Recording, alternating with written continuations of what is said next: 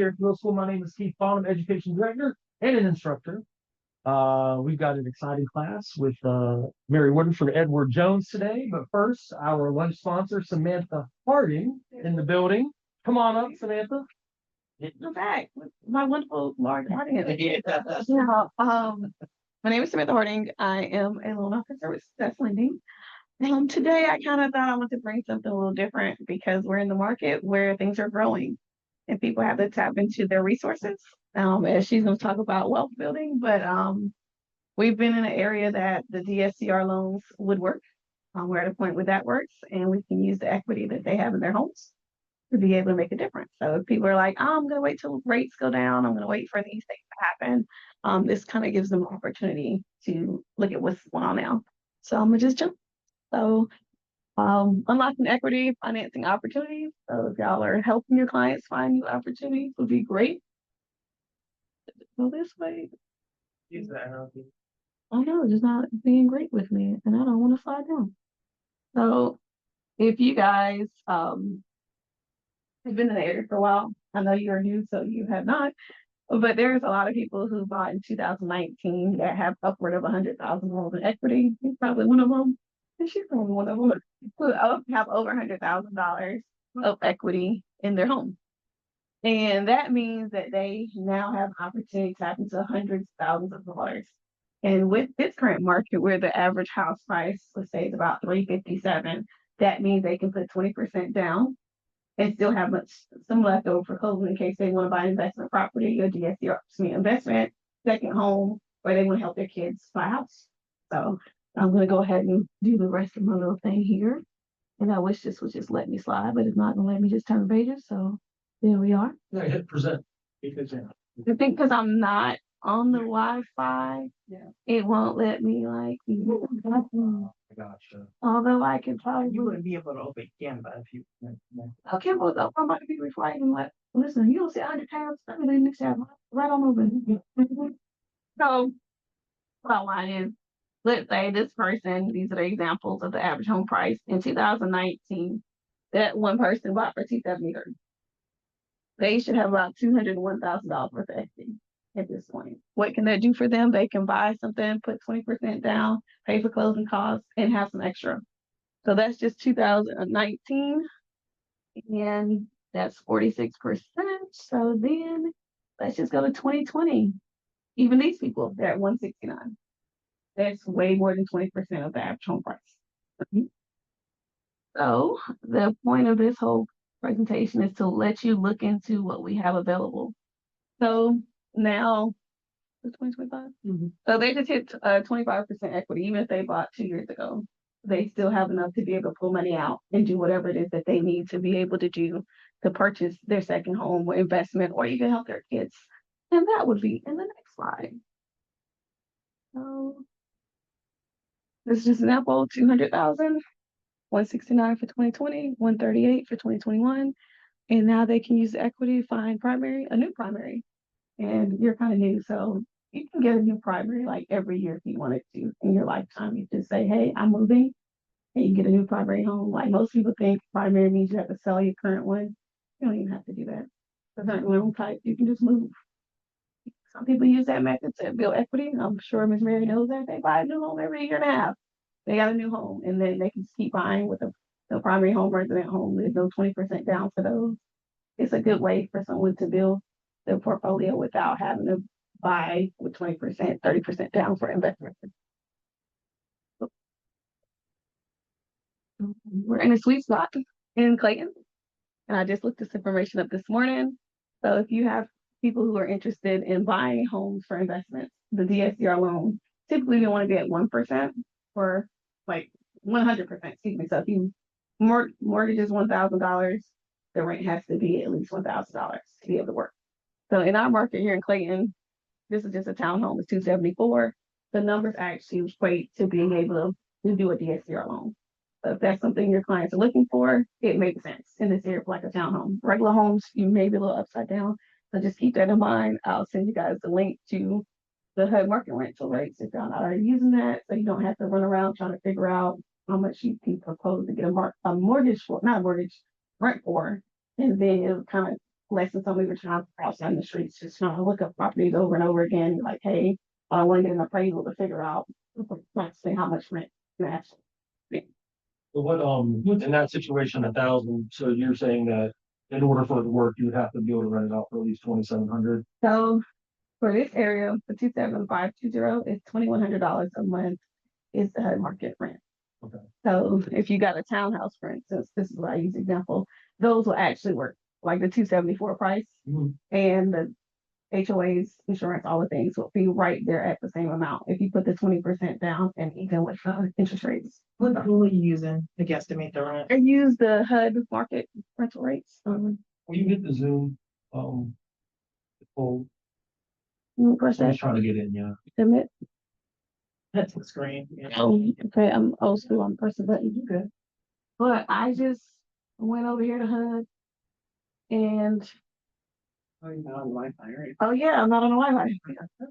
That part, like, listen, I was excited about, so anyways, I'll send you guys the link, but it's pretty accurate.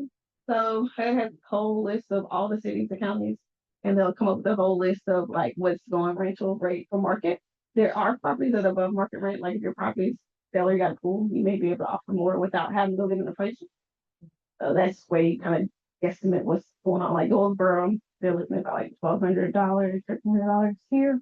Clayton, $2,100. So you don't have to shop for people that you know the math is not the math for. There's no need for your client to be out here looking for homes and it's not going to ratio. And it's easier to say, hey, let's look in this area. Use that. Let's see. Hey, Excuse me, thank you. bless you. We have options for like retirees. I've noticed that a lot of people are moving here with assets and they want to qualify based on their assets. And we have a great option for asset depletion loan, which is a non-QM product, which is comparable to if you did a traditional one. Let's say you have $1 million, an example is here. So $1 million. If your client says they have $1 million in assets, if they were going to do a traditional FHA loan, that equates to $1,600 a month. With our non-QM one, if they have the 20% down, we'll have $8,300 of income. So that significantly changes what they can be able to afford. But they're asset heavy. They don't have to liquidate them. They don't have to do anything of that nature. Just have to have it in the bank, which sure Miss Edwards has. Miss Mary can help you with. They just don't have to liquidate it. They just have to verify they have it. And that's another option for them to be able to have assets and be able to use them to buy a home.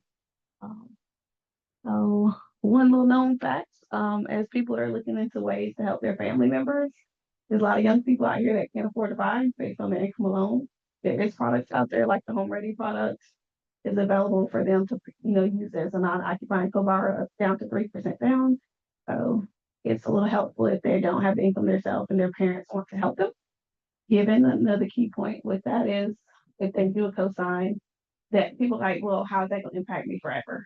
If that person is paying the mortgage for at least 1 year and you want to buy a second home for yourself, as long as you can show the 12 payments from your child or your grandparents or whomever, then we don't have to count that into your debt to income ratio. So just keep that in mind as a tool to say, like, hey, as they're looking and searching, most people are like, well, I got this car for my daughter, I got this, I got that.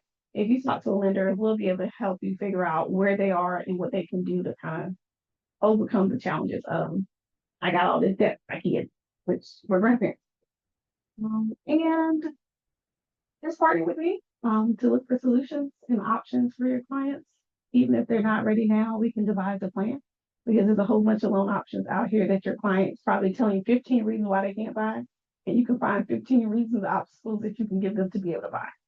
So that was my cute little presentation. I'll send you guys the links because I don't think most people are looking at them and have them to be able to utilize to help yourself gain more clients. Is what I wanted to do today. Hopefully y'all got something out of it. Do you have any questions, sir? I don't think so. No, you. I love it. Lumberton is great, by the way. As far as like a gold mine with a few service there from there, there's lots of good opportunities for affordability. Where's that? Lumberton, Oh, nice. yeah, they've grown they've doubled in price, but it's still affordable. So if you work at a plant, yeah. I love it.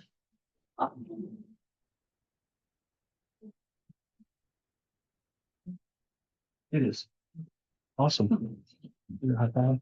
Thank you, Mary Thank you. from Edward Jones in the building, y'all. Thanks for having me back. Thank you for being here. Yeah, absolutely. We got it My all pleasure. set up. Wrong port.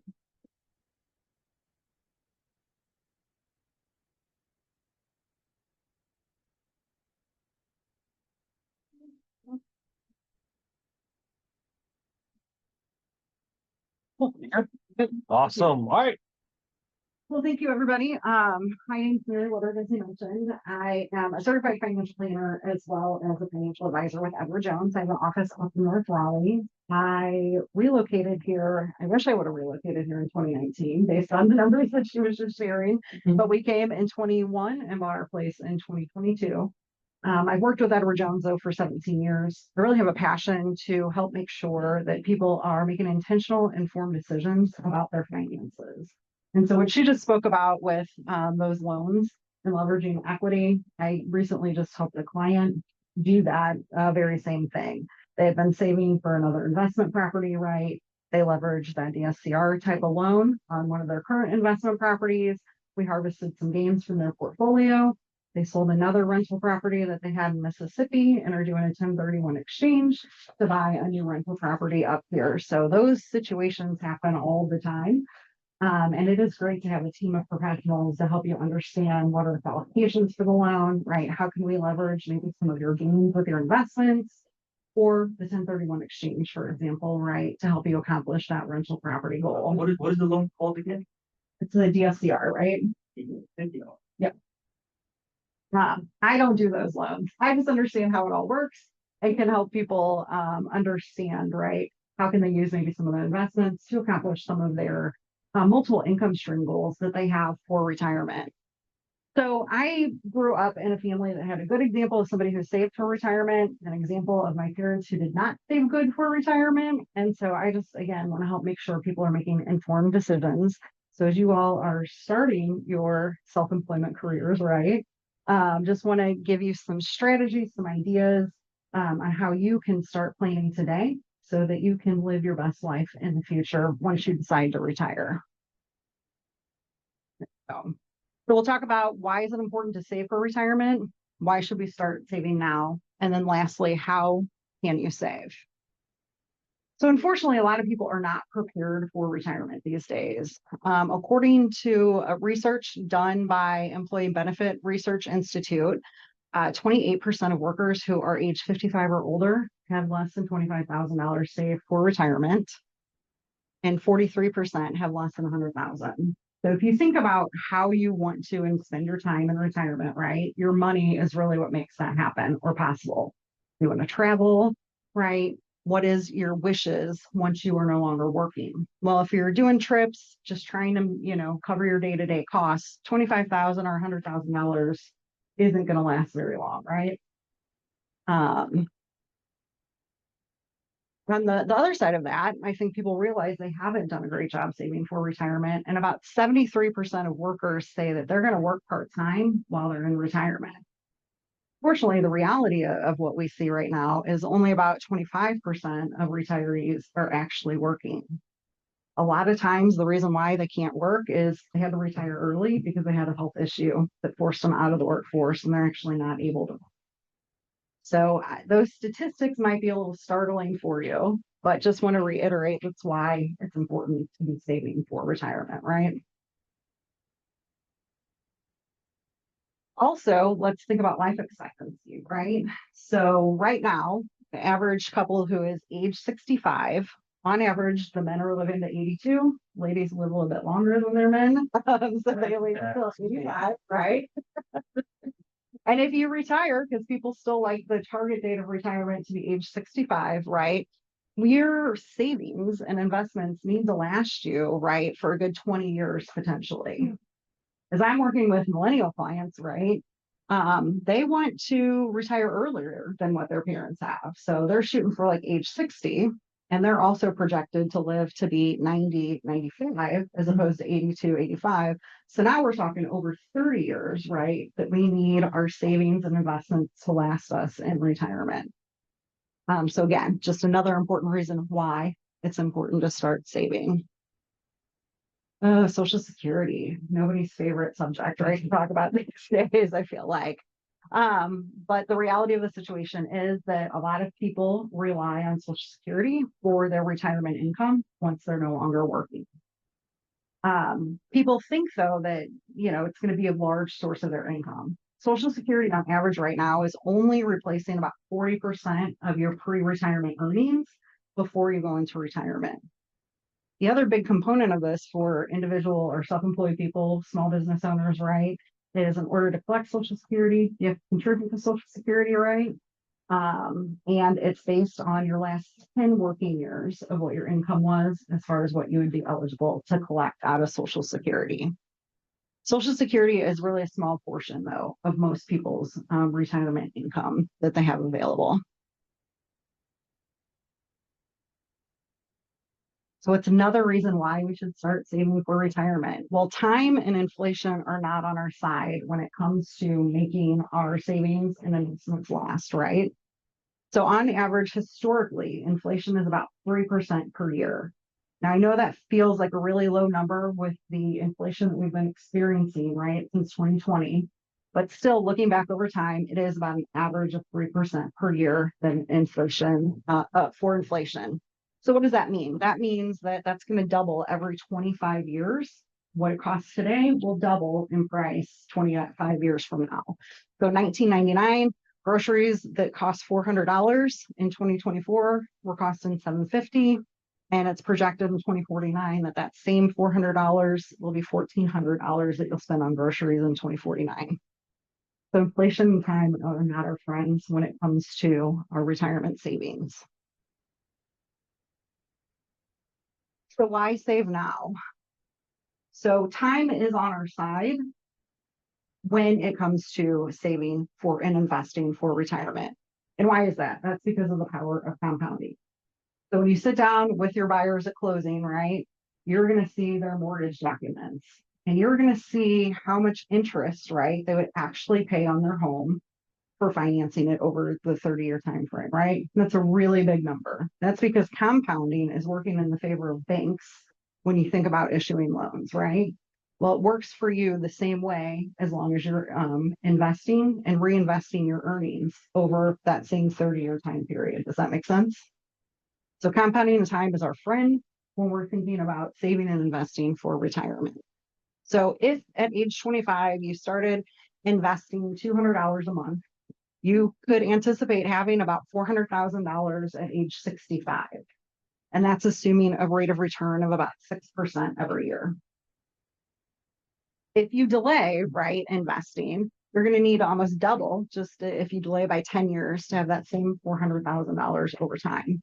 So again, time is our friend when we think about investing. So starting now and not in the future, right, is always important. So to put that a little bit differently, what is the actual cost of waiting? So what we're seeing on the screen is somebody who's investing $6,500 a year before they're age 50. And then at age 50, you can do what's called a catch-up contribution and invest an additional $1,000 a year into an individual retirement account. If you were to do that starting at age 30 and you got a 7% rate of return, by the time you're age 65, you'd have 1.1 million invested. If you delayed that by just 3 years though, right, that same amount of $6,500 a year would only be worth $865,000. So that's a difference of $235,000. And that's really the cost of waiting. Any questions on that?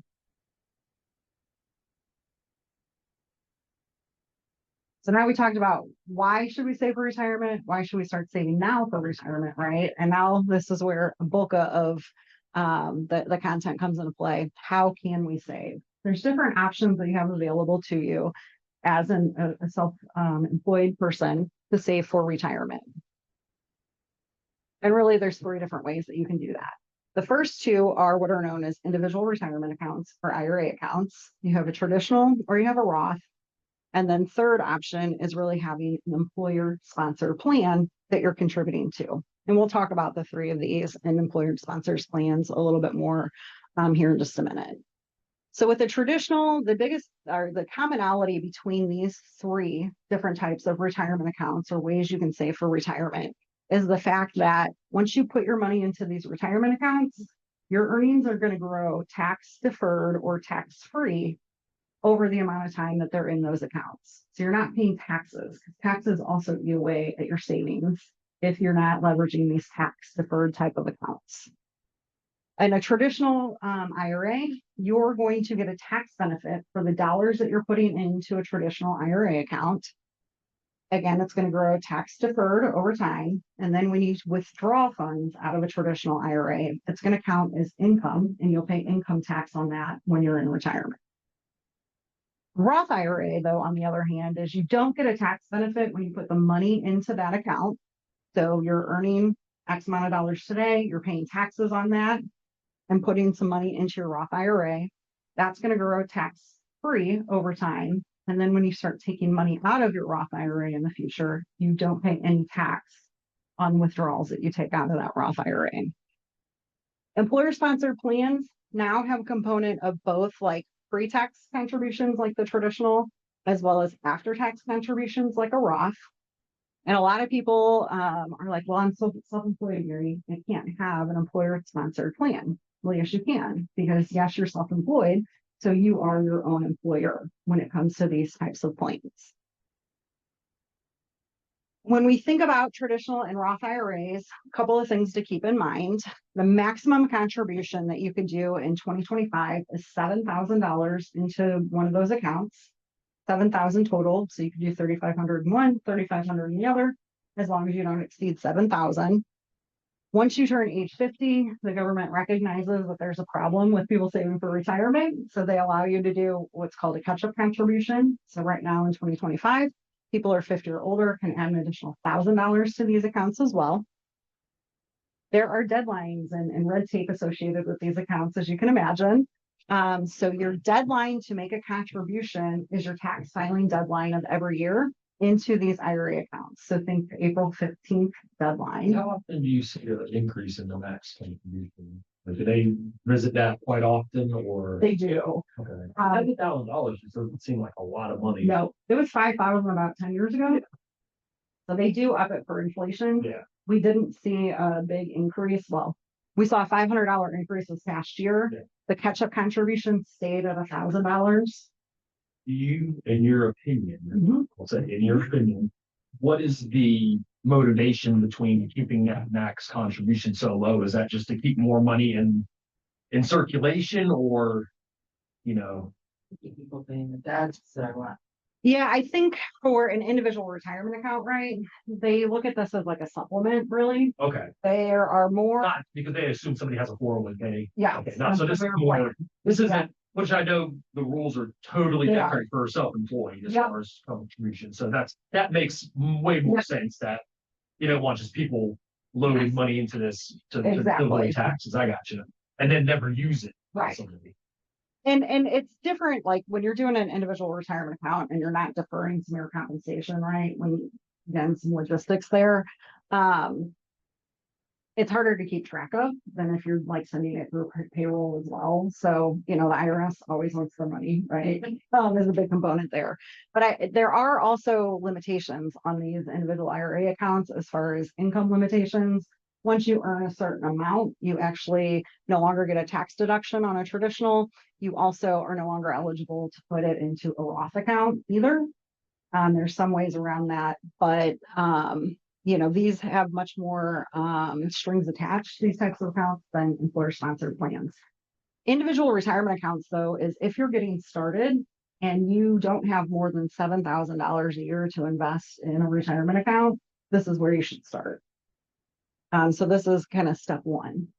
The other component of all retirement accounts as well is they're designed to save for retirement. So if you take money out of these accounts before you're age 59 and a half, the government will hit you with a 10% tax penalty on your withdrawal. Plus you're going to pay income tax on like the traditional withdrawal. So just some things to keep in mind. They're really wanting to incent you to save for the long term.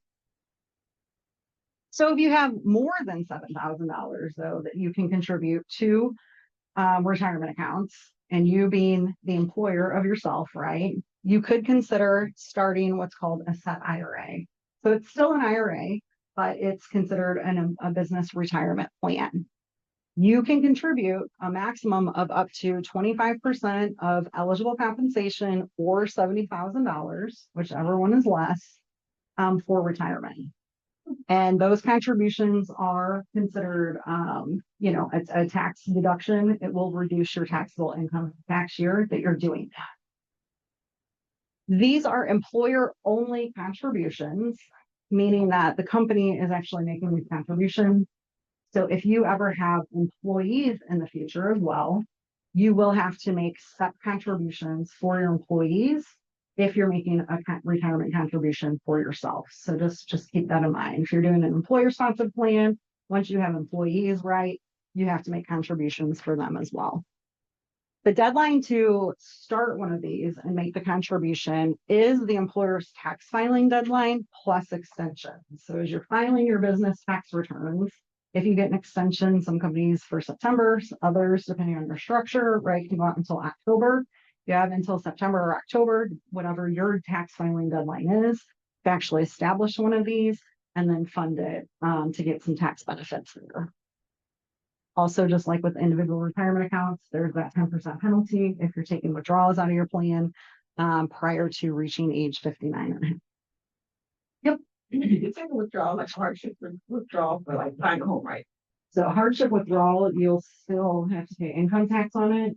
And depending on the circumstances, around that, it's a little vague with IRS, but chances are you'll pay it from this. Yeah. Well, that's good news though. I mean, given that self-employed don't have a 401k Correct. and they obviously can do way more. So Yep. if you have some really good years in real estate, Absolutely. you can absolutely catch up really quick. You really can. Yeah. Most definitely. And you can do this as you have commission checks coming in as well, right? Just defer a portion or contribute a portion of whatever your commission check is into your SEP at the time that you're getting the income, right? It's capped at 25% of your compensation, right? So I would say don't ever do more than 25% potentially of a commission check if you're doing it throughout the year. But then as you're doing your taxes, and hopefully you're working with a good accountant or CPA to do your taxes as a self-employed person, they'll tell you how much you could put into a SEP. They'll do that calculation for you. The other option that you have really is a 401k for yourself, but it's called an owner K or a solo 401k plan. The crux of this is you cannot have employees if you have an owner K. So as a realtor, right, if it's just you and you haven't hired any employees that aren't 1099 workers, for example, right, contract workers, you could open this up. Your spouse could work for you as well, and you could still have an owner pay plan, but it is limited to yourself and your spouse to be able to establish this type of plan. These are a combination of pre-tax contributions. You can do Roth contributions into these, as well as profit sharing, right, from your business. So if your business is profitable, you can dump a profit sharing contribution into this plan. The limits are 100% of compensation. So like with this SEP, it was only 25%, right, of compensation. This is 100% up to that's still $70,000. Can you do both? The SEP IRA, and then if you max out on that, open up a solo. Okay. No, you can only have one employer retirement plan for yourself. But then you have other answers for Yeah, your other one, exactly. right? Yes. And you could still do an individual retirement account depending on what your income is, and we can do backdoor Roths, and there's always other options for alternatives. The other component, though, that's nice about having an owner K or solo 401k that the SEP IRA plan doesn't offer is you can do a catch-up contribution of $7,500 after you turn age 50, where you don't have that option with the SEP, because the SEP is looked at as only employer contributions. This 401k is looked at a contribution from your salary as well as business contributions. So they give you that catch-up contribution of $7,500 because they're looking at it like you're deferring it from your salary. And again, as a self-employed person, it's all your income. The IRS just looks at this differently. Deadline again to establish this, just like with the SEP IRA, it's going to be your employer's tax filing deadline plus any extensions. And then also we've got that early withdrawal penalty for most situations. There are hardship withdrawals, but those are pretty hard to prove and get. So what are the employer plan tax advantages to you as an employee? If we're doing pre-tax contributions, this is going to reduce your taxable income in, the tax year, right? That you're doing contribution for. Again, those contributions and earnings are going to grow tax deferred, or if it's Roth, right, and you're not getting the tax benefit up front, you get the tax benefit on the back when you take withdrawals out of the Roth component. So let's put some dollars around this and how is this actually beneficial when we think about pre-tax contributions and how it reduces your taxable income in a tax year. Now, I know that we don't get biweekly pay, but this is a simple example to show you kind of that pre-tax benefit. So if you earn, let's say $200, right, and you were saving nothing, right, in a pre-tax contribution, your take-home pay is going to be $1,560, right, out of that $2,000, and $440 of that, if you're in a 22% tax bracket, is going to go to the IRS for federal income. If you start saving $100 into an IRA, right, a month, or into an employer retirement plan, your taxes are going to go from $440 down to $418. And so you're still going to net or walk away with $1,482. So it's a difference of $78 for saving $100, right? So you're getting that tax benefit and it's not impacting your cash flow as much as what you would think it would. And then I think I've hit on this, but with Roth IRAs, those are tax dollars that have been taxed up front that you're putting into a Roth type of retirement account that will grow tax deferred. And you can take withdrawals after age 59 and a half and not pay any income tax on that. In addition to that, with Roth IRAs or Roth accounts in general, you've paid tax on the dollars that have gone into that plan. So once you've had your Roth account open for 5 years, the IRS will allow you to withdraw your contributions from your Roth IRA, and you won't pay any tax or penalty because it's your after-tax dollars that you already put in that they'll let you take back out if you need to without tax or penalty. So that is one of the biggest differences with a Roth IRA than the others as well. What is your feeling on, as self-employed and being in a higher tax bracket now? Yeah. And doing the other way, because you're going to be at a lower tax bracket later. That's exactly right. Okay, so if you're making quite a bit of money now, you would say possibly do it pre-tax, right? Yeah. Is that correct? Correct. Only pre-tax contribution because you'll be paying in a lesser bracket later on. If you're in the 37% tax bracket right now, chances are in retirement you're not going to be in the 37% tax bracket, right? Mm-hmm. So absolutely, I encourage people to let's reduce some of our taxable income now, because in the future we can control our withdrawals and spread those out over a number of years, right, in retirement. And my goal is to help people levelize their taxes over time. So what I mean by that is, let's say in the future, right, in 5 years, you want to buy a car for $60,000. We don't want to wait until year 5 to pull all $60,000 out in one tax year, right? Because now we're increasing our taxable income by a huge amount in retirement. It also impact other things like Medicare supplement insurance anyway, but those are all things that I worry about. So that $60,000 number, I would want my clients, and I work with my clients to distribute those out over a 3-4 year time period as we look at where they're going to be tax bracket wise over time. That's such a good point, because I'm watching my mother fight with the Medicare people because she waited until she was 73 to retire. And it was only because where she was working was closing down piece by piece, so they were laying people off. So they're fighting with her about her severance. She's not actually being paid anymore. They're fighting with her about that. If she were to pull out money in a situation like that, they look at every penny. I've seen colleagues that are sandwich parents managing their parents' assets and having issues with all of those things. Absolutely. There's a lot that comes into play when you're taking money out of these accounts. They look at your annual income on a 2-year forward or retroactive to determine what you're going to pay to Medicare Part B premium that comes out of your And Social it's like, I Security. had that money 2 years ago. Exactly. Yep. Probably not that. So the other thing that impacts that too, I guess for you guys in real estate, right, as well as when they're looking at your income for Medicare and particularly and what your premiums are going to be, they're not just looking at taxable like income or earned income, they're looking at capital gains too. They're looking at what's called your modified adjusted gross income. So if a client is selling an investment property, right, and they have a huge like $100,000 capital gain or bigger, right, that's going to have a direct impact on how much it's going to cost them for Medicare in the future as well. Also, why 1031 exchanges, right, or different ways to do those types of sales is important for them to look at. And those are all things that I'm happy to help talk with clients about as well. Okay, so once you pick how we're going to save, right? Are we doing an individual retirement account? Are you at the point where you're going to contribute more than $7,000 and might want to look at an employer sponsor retirement plan?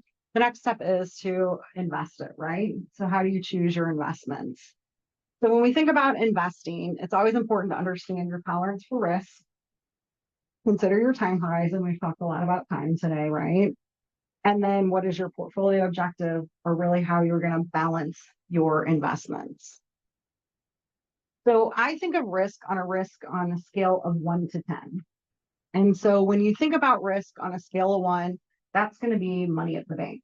You've got FDIC insurance on the money that you keep at a bank up to certain levels, right? So there's some safety factors, but it's not 100% safe, right? Nothing is at a risk of 0. When you move up the scale to a risk on the scale of 3, that's going to be investments that are invested 50% into equities and 50% into fixed income. So think stocks and bonds in a 50-50 asset allocation. Your portfolio objective for that would be balanced towards growth and income for a 50-50 asset allocation.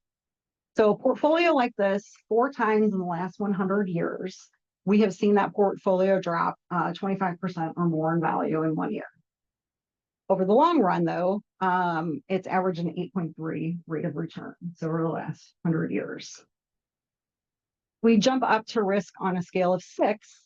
Think the S&P 500. That is the top 500 U.S. only companies, and the S&P 500 is an index that's tracked if you're not familiar with that. 5 times in the last 100 years, that's lost more than 25%. And in a couple of years, it had lost actually about 70% of its value. So think back to 2008 with the housing market crisis, right?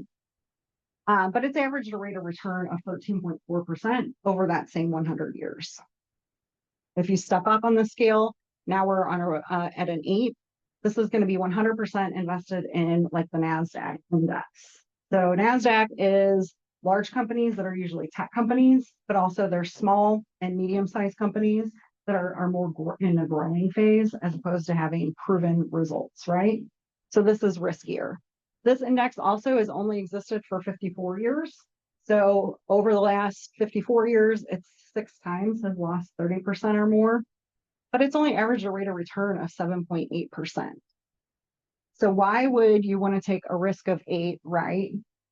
To potentially average a lower rate of return over time. You don't need to take that much risk is what my point is. So part of understanding your tolerance for risk is also taking a look at the investments in your portfolio allocations to determine how you're going to invest your. And then if we go to a risk on the scale of 10, that's where we're just going to take our cash. We're going to go to Vegas and let it ride, and shoot craps. Any questions about that? No? Okay. So all of that said is finding the right balance and really understanding your risk. You also need to consider your time horizon, which impacts your diversification. Risk and time horizon really work together. And so here's just kind of an example of what that looks like.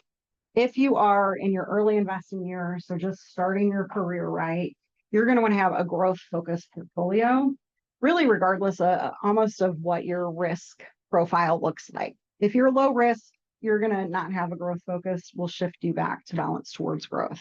What does that mean? A growth focused portfolio is invested about 80% in equities and 20% in fixed income. So as we're thinking about those ratios or that balance, that's what that would look like. As you get older and our time horizon shrinks, right, to be investing in our funds, your portfolio or your asset allocation is going to get more conservative. So you'll go from an 80-20 down to like a 65-35 to a 50-50 over time. So we're reducing the risk in your portfolio over time. So how would you build out a growth focused portfolio, right? Again, think 80% equities, 20% fixed income. Anytime you're investing, you always want to start with cash as a foundation, and up to about 5% is what we recommend for that foundation of cash.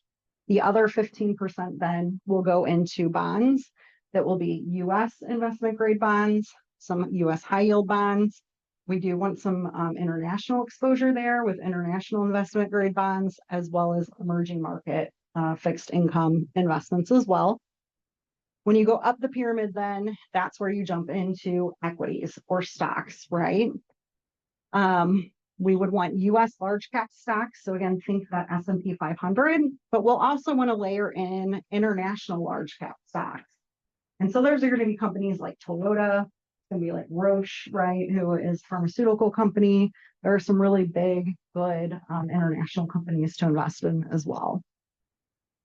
Next leg up on the pyramid there is going to be small and medium-sized stocks within the US as well as internationally. And then lastly, an aggressive investment would be emerging market equities. So companies maybe in the Middle East, for example, parts of Asia that are just developing their economies, but have some good businesses there that we would want to invest in as well.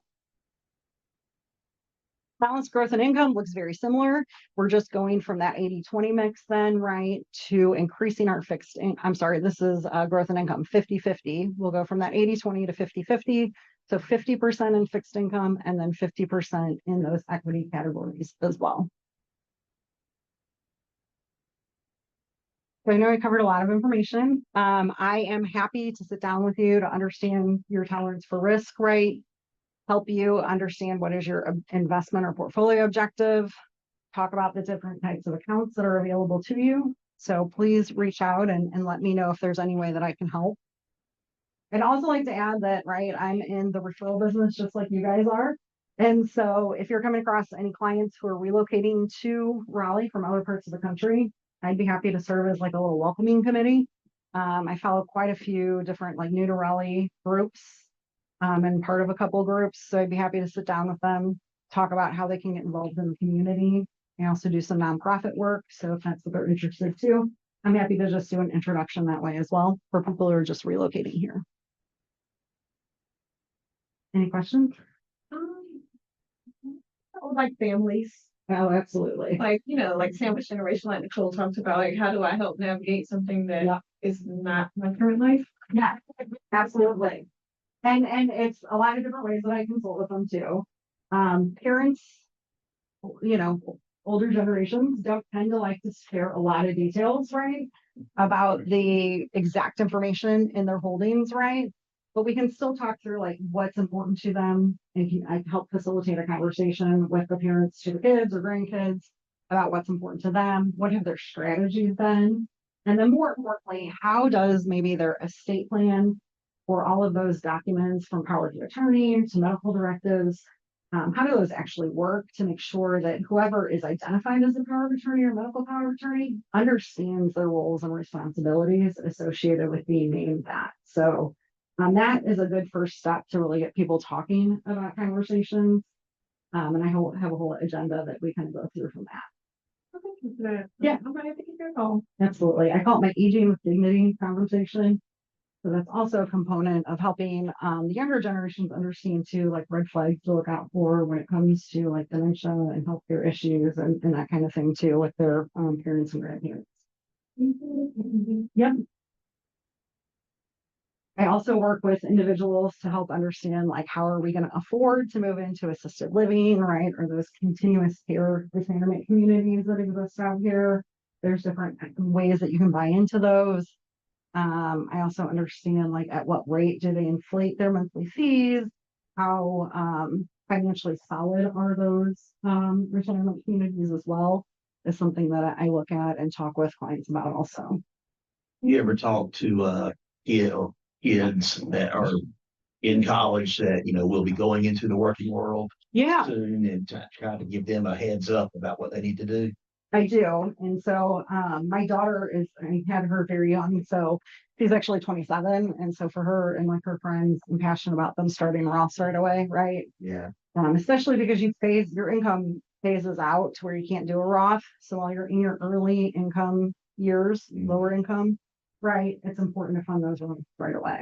My oldest will be going to college next year, and I'd like for her to get a head start. Yep. And know what she needs to do now instead of waiting until Yep. she's 40 to start or whatever.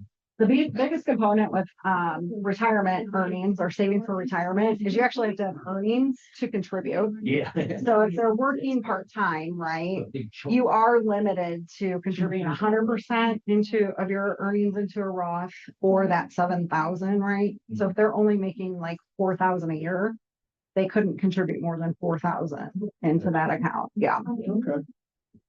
Anything that'll give them Yep. make the light bulb go off now instead of waiting.